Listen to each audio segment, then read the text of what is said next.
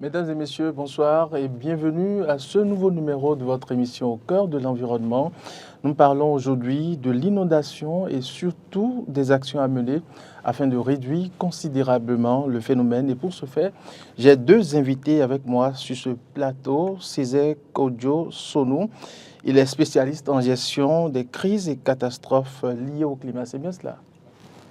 Alors bonsoir et bienvenue sur l'émission Au cœur de l'environnement. Merci, monsieur le journaliste. Bonsoir. Oui.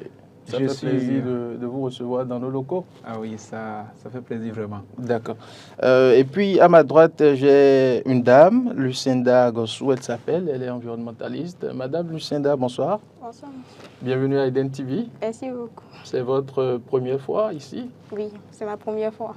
Alors, soyez les bienvenus. L'émission, c'est bien sûr au cœur de l'environnement et nous allons essayer de mieux comprendre le phénomène de l'inondation à travers cet élément que je vous invite à suivre. Avez-vous l'impression qu'il y a beaucoup plu ces derniers temps à Cotonou? 348 mm d'eau sont tombés de septembre à octobre. La pluviométrie de cette petite saison bat plusieurs records, dont le plus élevé date de 1987, 272 mm. Pour cette saison de pluie, la pluie n'a pas tardivement commencé, selon mes appréciations. Et lorsque ça a commencé, bon, il y a eu un essai.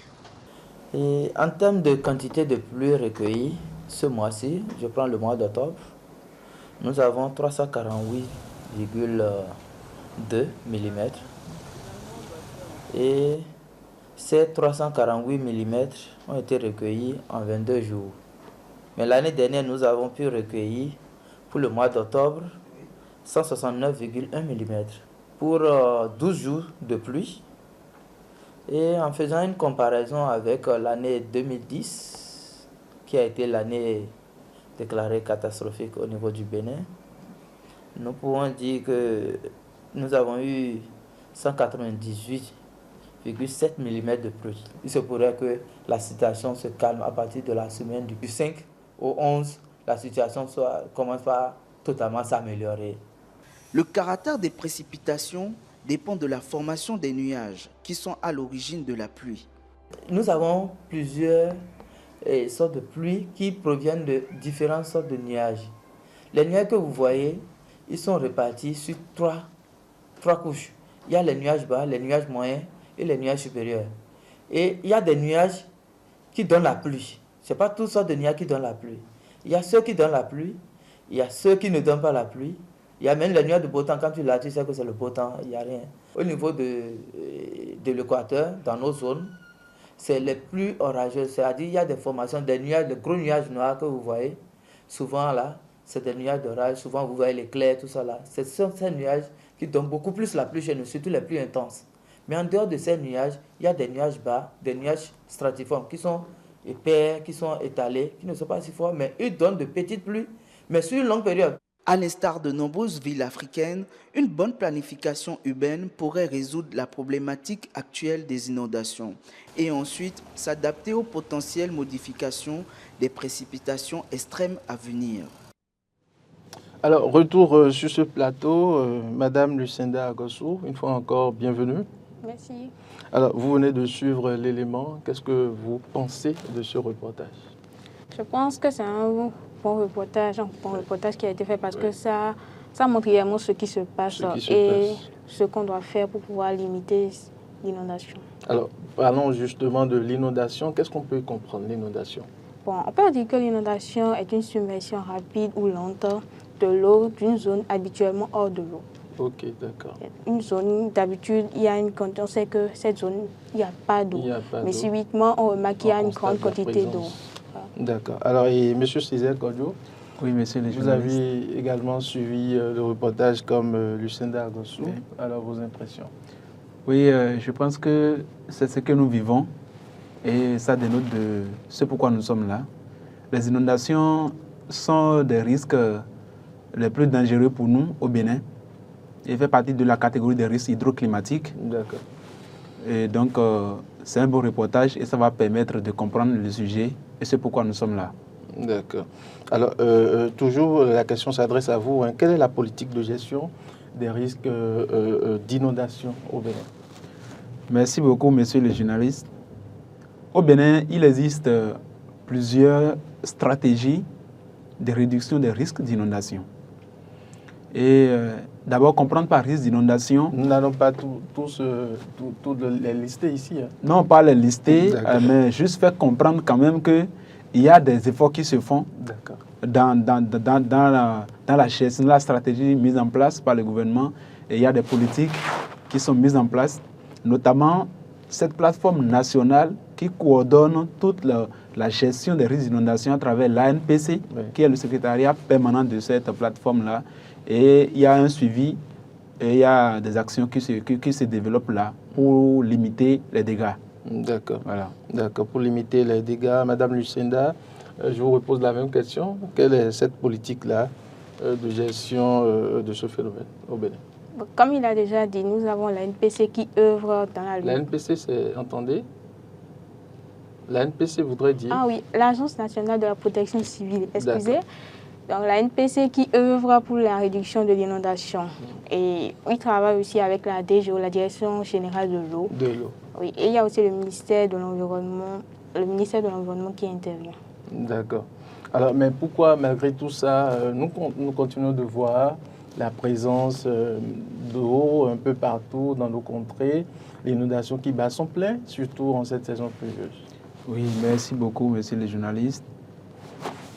Le phénomène continue de nous surprendre parce que en matière de gestion des risques d'inondation, il faut vraiment aller à l'éducation de la communauté. D'accord. Il faut faire comprendre l'événement parce que la gestion nécessite c'est une multi-gestion, une prise de conscience et nécessite la mobilisation de tous les acteurs. Mais qu'est-ce qui cause concrètement le phénomène? Ouais, c'est plusieurs facteurs combinés. Oui. Il y a d'abord l'urbanisation à travers les occupations anarchiques. C'est des zones sur lesquelles normalement on ne devrait pas s'installer, voilà, mais que les gens s'installent. Oui, les gens s'installent. Et ça peut être dû du fait que c'est mes parents qui étaient là et je n'ai pas le choix. À part cela, nous sommes dans le contexte du changement climatique et il y a tous ces événements également. Et aussi cette mauvaise compréhension de notre gestion des caniveaux. Alors, je prends le cas de Cotonou. Les caniveaux qui sont au bord, qui sont là, et pour drainer normalement les eaux de pluie, parce qu'en saison de pluie, ces caniveaux sont censés drainer les eaux de pluie. Donc, alors que nous voyons que ces caniveaux jouent normalement un rôle. Un rôle. Mais ces caniveaux sont bouchés et remplis de sachets plastiques. Alors comment voudrions-nous que l'eau passe? L'eau ne peut pas passer. L'eau va se stagner. Mais si les gens n'ont pas où jeter les sachets plastiques, qu'est-ce qu'ils vont faire? Il y a un effort qui se fait. Aujourd'hui, à Cotonou, on ne peut pas dire qu'il n'y a rien. Il y a la SGDS qui est là. Et il y a des poubelles. Mais la SGDS seule ne suffit pas. Ça ne suffit pas. Vous êtes conscient? Je suis conscient de ça. Ouais. Et c'est pour cela que nous recommandons d'aider la SGDS et de nous aider à réduire les impacts. On peut avoir des poubelles chez soi, ce n'est pas interdit. On peut avoir en conscience que les sachets plastiques ne sont pas bien pour notre environnement, ne sont pas bien pour nous-mêmes, notre santé. Et on peut limiter ça. Limiter ça, ouais. D'accord. Madame Lucinda, les causes du phénomène, parce que c'est encore criard, on constate le phénomène est réel, mais qu'est-ce qui cause cela? Bon, avant de déboucher sur les causes, je dirais qu'il y a deux types d'inondations. Il y a l'inondation fluviale et l'inondation pluviale. Et à Cotonou, on remarque plus l'inondation pluviale. L'inondation pluviale, qu'est-ce que vous voulez dire par là? L'inondation pluviale, on parle d'inondation pluviale lorsque la quantité de pluie tombée n'arrive pas à infiltrer le sol. Le sol n'arrive pas à absorber toute la quantité d'eau qui est tombée. Et donc, on peut prendre l'exemple de Agla, par exemple, c'est ça? Oui, voilà, Agla. D'accord. Et inondation fluviale, c'est dire, un cours d'eau, il y a un cours d'eau qui existait et on remarque la montée subie de cette eau progressive. D'accord. On peut prendre le cas de la vallée de l'Ouémé, où il y a la crue souvent. Et donc, pour cause de l'inondation, je peux dire que l'inondation peut être causée par la rupture d'un barrage qui est situé plus haut. Donc, on suppose qu'on est dans une descente et il y a un cours d'eau qui est plus haut, qui est situé en amont. La descente, la pente et... Voilà, donc s'il y a rupture de ce barrage, l'eau qui était contenue va descendre vers le bas et inonder ceux qui sont en bas, ceux qui habitent en bas. D'accord. Alors, quand on parle de cause, il y a forcément des conséquences. Les conséquences sont là. Nous allons suivre tout à l'heure quelques conséquences. Mais dites-moi déjà, quelles sont ces quelques conséquences que nous pouvons avoir? Ouais, nous avons des conséquences sur la vie socio-économique des populations. C'est-à-dire? C'est-à-dire que... Ça prend un coup, c'est ça? Oui, ça prend un coup. Lorsque vous avez, par exemple, dans ce que nous avons suivi tout à l'heure, lorsque c'est comme ça, le Zémidiaman qui doit aller normalement... Il faut bien mener son activité. Et encore en milieu rural, c'est compliqué. Lorsque les inondations surviennent, il y a ceux qui dépendent forcément de l'agriculture et ils sont vraiment... ils n'arrivent pas. Ouais, ça baisse. À part ça, nous avons les conséquences sociales qui sont forcément liées à ces systèmes de vie de ces populations à la base. Les enfants ne vont pas à l'école, les infrastructures, les routes et autres. Voilà. Il y a aussi d'autres conséquences sur les ressources en eau. D'abord, ils n'ont pas encore vraiment de système d'approvisionnement durable. Les puits et autres, les pollutions, les maladies, les infections, et que les systèmes d'assainissement ne sont pas durables. Et il y a vraiment de conséquences sur la vie socio-économique, la santé humaine, l'agriculture et tout ce qui va avec. D'accord. Donc il y a de quoi s'inquiéter, donc? Oui, vraiment. Alors, Madame Lucienne, avant de vous poser la même question, nous allons suivre, nous irons tout droit à Cotonou, plus précisément à Vaudiès. Nous allons voir un peu comment ça se passe de l'autre côté. Inondés de façon permanente depuis environ 4 mois, les pavés quittant le carrefour Azaloko au carrefour Vaudiès ne sont presque plus praticables. Un véritable cauchemar pour les usagers et les riverains qui s'en désolent plus qu'auparavant. Il suffit juste de quelques jours pour que les eaux se retirent après une pluie diluvienne. Les causes de cette triste réalité varient d'un individu à un autre. À mon avis, c'est les carnivaux qui se sont bouchés. Et si les carnivaux sont bouchés, ça, c'est un problème de citoyenneté. C'est certainement, ou soit les sachets qui traînent partout, ou le sable s'est entassé à des endroits donnés du carnivore et l'eau n'arrive plus à s'écouler. Mais même avant aussi, les années passées, ça fait des jours avant de partir quand même. Bon, maintenant, ce que moi je constate, c'est que le temps s'est augmenté un peu. Et cette voie-là est impraticable maintenant, ça fait un bon moment. Depuis qu'ils ont dit qu'ils sont en train de faire un caniveau dans l'avant là, depuis ce moment-là, il n'y a plus accès à cette voie. Bon, on voit que c'est le travail qu'ils sont en train de faire là-bas. Parce qu'à des moments donnés, de l'autre côté là-bas, à des moments donnés, l'eau part complètement. Et sans qu'il n'y a pas la pluie là, l'eau revient encore. Vous comprenez, l'eau revient encore beaucoup même. Et après, ça repart encore. Donc on voit que c'est le travail qu'ils sont en train de faire là-bas qui cause ça. C'est vrai, c'est un travail qui est là depuis longtemps et c'est une souffrance, c'est un calvaire pour toute la population. Les conséquences de cette inondation sont aujourd'hui plus économiques que sanitaires. Voulant acheter dans le supermarché, il y a des gens qui tombent. Il y a des gens qui ne viennent plus s'ils voient l'eau. Ici aussi, dans notre buvette, on ne vend plus. Parce qu'il y a l'eau. Il y a plein d'eau ici. Il n'y a plus la vente. Nous sommes là, les clients ne viennent plus acheter comme il le faut à cause de l'eau. On souffre énormément sur la voie. Voilà que chaque fin d'année, là, ils vont payer des impôts. Et voilà qu'ils ne sont pas en mesure de vendre comme ils vendaient avant. Actuellement, c'est difficile. Donc je suis conducteur de SDM, je suis ici chaque fois. Mais je vois ce qui se passe. Là où tu amènes le client à côté, c'est proche, mais tu es obligé d'aller faire un grand détour. C'est là où ça nous complique un peu la tâche. L'espoir de voir cette partie du tronçon Azaloko-Vaudiès s'assécher après les travaux des 10 caniveaux est fortement nourri par certains usagers, pendant que chez d'autres, la meilleure solution reste la reconstruction de cette voie. Les travaux qui sont en cours vont empêcher l'eau de ne plus stagner sur la voie. Oui, selon ce qu'on entend, paraît-il s'ils finissent leurs travaux là, que la voie serait praticable. Je ne suis pas sûr, sinon ici là c'est un bas-fond et puis la voie n'est pas du tout en chaud là. il a à monter de ce côté, monter de l'autre côté, ici c'est en bas. Sinon c'est un caniveau qui mène vers l'aviation là, qu'ils sont en train de fabriquer là. Sinon la voie là, il faut réfectionner la voie et mettre la voie sur une hauteur. L'inondation dans la ville de Cotonou reste une épineuse question qui préoccupe non seulement le gouvernement béninois, mais aussi les partenaires techniques et financiers. En attendant les solutions idoines, les populations jouent à la carte de la résilience. Alors, nous voyons clairement que la population souffre, ils l'ont dit dans l'élément, mais Madame Lucinda, dites-moi, est-ce que la responsabilité n'incombe pas également à la population elle-même? Est-ce que nous ne sommes pas responsables de tout ce que nous venons de voir? Ah oui, nous sommes responsables. Nous sommes vous responsables. L'attestez? Oui. Vous mettez un cachet? Oui. D'accord. Comment? Nous sommes responsables puisque chaque citoyen, chaque personne doit contribuer à la réduction de l'inondation. Et comme l'a souligné un Zemdjaman, il a dit que l'inondation est causée par le fait que les caniveaux soient bouchés. Et qui sont ces personnes qui bouchent les caniveaux? C'est nous. Nous, la population.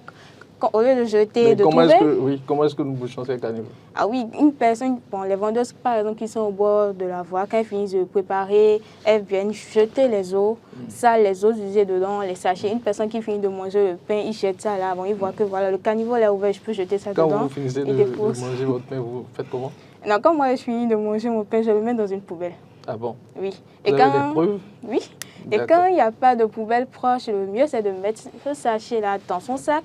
Et une fois proche d'une poubelle, c'est de le jeter dans cette poubelle.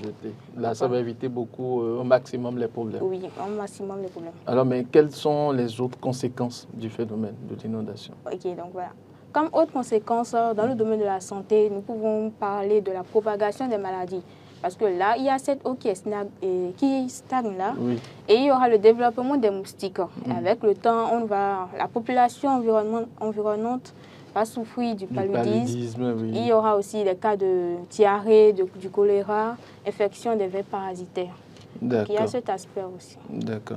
Alors, M. Césaire, qu'est-ce que vous avez à dire par rapport à l'élément que nous venons de suivre?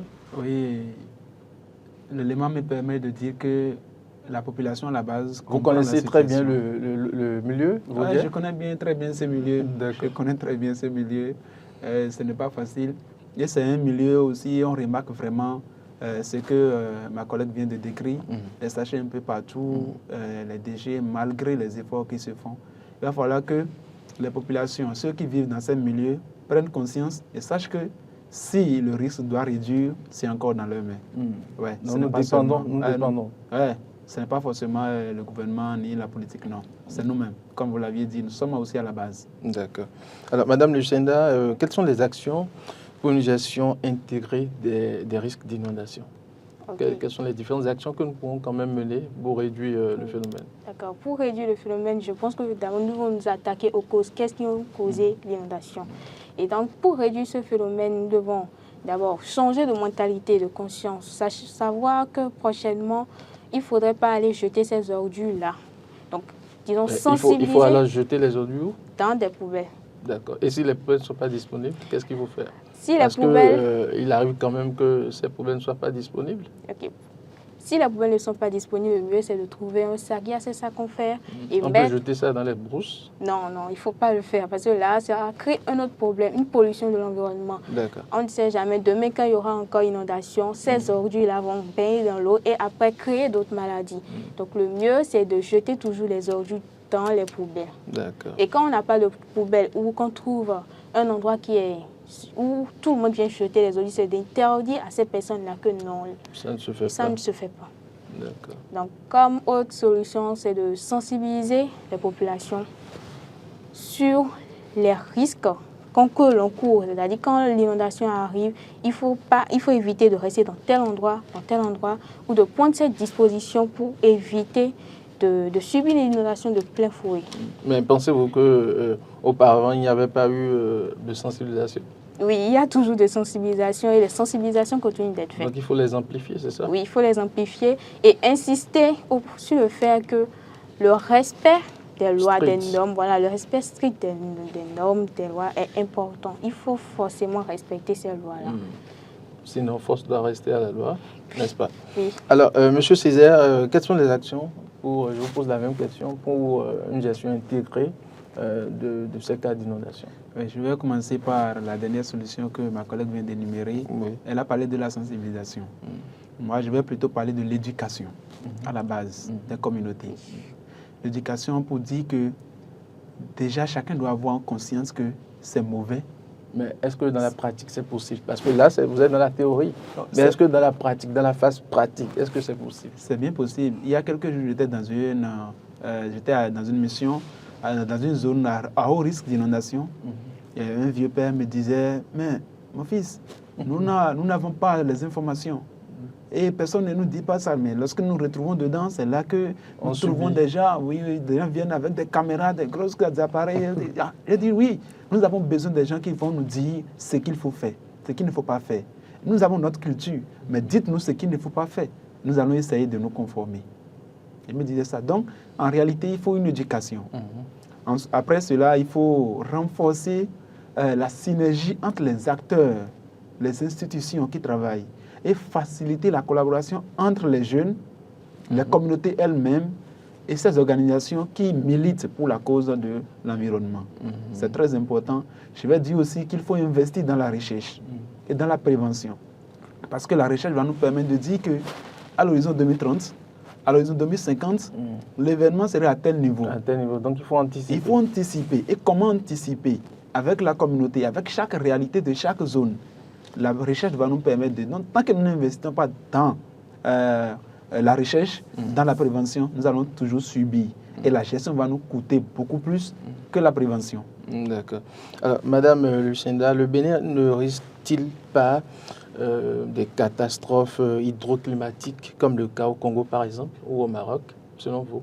Est-ce que d'ici 2030, d'ici 2050, je ne sais pas si nous serons toujours là, mais est-ce que nous ne risquons pas quand même? Bon, nous risquons, le Bénin risque de se retrouver face à des risques hydroclimatiques. Si quelque chose ne se fait pas. Oui, si quelque chose ne se fait pas. Donc je ne vais pas préciser l'année parce que il faut des prévisions pour ça. Oui. Et c'est en fonction du climat, de la modification des temps qu'on peut prévoir si le Bénin peut réellement faire face à de tels risques. Mais à voir ce qui se passe, oui, le Bénin peut faire face à ces situations. Si nous ne changeons pas de comportement. Oui. Et il faut rappeler que le Bénin a déjà eu à faire face aux inondations de 2018. Okay. Et les dégâts étaient chiffrés en termes de milliards, donc c'était beaucoup. Donc on peut encore revoir ça, revivre ces mêmes situations. Alors, on ne laisse pas, hein, Monsieur Césaire, n'est-ce pas? Alors, vous avez déjà entendu une fois parler de l'Agence de protection civile? Oui, bien sûr. Alors, cette agence, quand même, mène des actions que je vais vous inviter à suivre ensemble. Et puis, nous allons revenir pour poursuivre les échanges. D'accord. Il y a des mesures structurelles et non structurelles que nous prenons chaque année. En matière de mesures structurelles cette année, face aux inondations, nous avons été au niveau du quartier Agla, où avec l'appel mécanique de l'agence, nous avons eu à creuser des tranchées. Nous sommes allés au niveau du collège, le lac, qui a un centre d'examen que vous savez, et nous avons pompé l'eau et également creusé des tranchées. En matière de mesures non structurelles, c'est par exemple les plans de contingence. Les plans de contingence sont des outils de planification qui sont aux mains des maires. Et en cas normalement d'inondation, selon l'article 76 et suivant de la loi sur la décentralisation, ils doivent au fait réunir la plateforme au niveau communal et les mesures préventives qu'ils doivent suivre, ils doivent également les prendre. Notre service, l'agence, elle est ouverte à tout le monde et lorsqu'il y a urgence, nous nous déployons également sur le lieu pour pouvoir secourir les populations. Ceux qui sont dans l'eau, nous avons également nos camions qui sont là, qui nous permettent également de déplacer les populations, s'il le faut, sur des sites d'accueil. Mais il faut le noter qu'à Cotonou, ici, la mairie n'a mis aucun site d'accueil à la disposition de l'agence pour pouvoir, en cas éventuel, également loger les populations sinistrées. Donc c'est l'école nationale de police que nous avons qui nous sert de site et par moment, nous mettons également les gens. Alors, Monsieur Césaire Kodjo-Sounou, nous sommes presque nous sommes déjà, disons, à la fin de cette émission. Qu'est-ce que vous avez à dire pour conclure? Merci beaucoup. Je voudrais d'abord vous remercier pour l'opportunité que vous nous avez donnée de venir parler de ce phénomène et dire que nous devons amplifier nos actions de sensibilisation, d'éducation à la base des communautés. Et en ce sens, oui, c'est très important. L'éducation, je mets l'accent sur l'éducation. Et initier des programmes de formation formels et informels. Il faut investir. Mais est-ce que ces formations existent? Est-ce que ces ateliers existent suffisamment? C'est ça, ces ateliers existent. Il faut aller à la recherche. C'est dans ce cadre que je vais vous dire que nous, à notre niveau, au niveau de l'Organisation des jeunes pour le changement climatique, nous organisons un atelier le 10 et 11 septembre prochain qui va rassembler les jeunes, les acteurs de la société civile, pour sensibiliser, pour dire la pluie a commencé et nous sommes déjà dans la phase de... Il faut beaucoup faire attention. Il faut faire attention. Il faut aller dire à vos parents, il faut aller dire dans nos communautés que l'événement est là et il faut se préparer. D'accord. Madame Lucinda Agosso, nous sommes à la fin. Alors, votre mot? Oui. Bon, pour finir, je dirais je vais insister sur le fait qu'il est important de respecter les règles. Parce que il y a certaines personnes... C'est pas facile, mais il faut forcément qu'on respecte les règles. Sinon, on ne pourra pas finir avec l'inondation. Chaque année, l'inondation se répète et il faut bien qu'on en finisse un beau jour. Et donc, il y a des actions qui sont menées. Je dirais que on sensibilise déjà, parce que les saisons ont déjà commencé. Voilà. Et nous, notre action touche plus les populations rurales. D'accord. Ceux qui sont dans les milieux ruraux. D'accord. Allez, merci beaucoup à vous, Monsieur Césaire Kodios Sonou. Je rappelle que vous êtes spécialiste en gestion des crises et catastrophes liées au climat. Merci d'avoir honoré de votre présence au cœur de l'environnement. Nous vous espérons très bientôt, j'espère. Oui, très bientôt. D'accord. Lucinda Agosso, merci également à vous d'avoir été là. Je rappelle que vous êtes environnementaliste. Vous continuez d'étudier, justement. Oui. D'accord. Alors, fin de cette émission, mesdames et messieurs, merci de nous avoir suivis. La réalisation a été assurée de main de maître par Boris Adanro. Il s'appelle communément Dr Boris. Il a été assisté d'Emmanuel Agbodielou. À très bientôt, mesdames et messieurs, pour un autre numéro de Au cœur de l'environnement.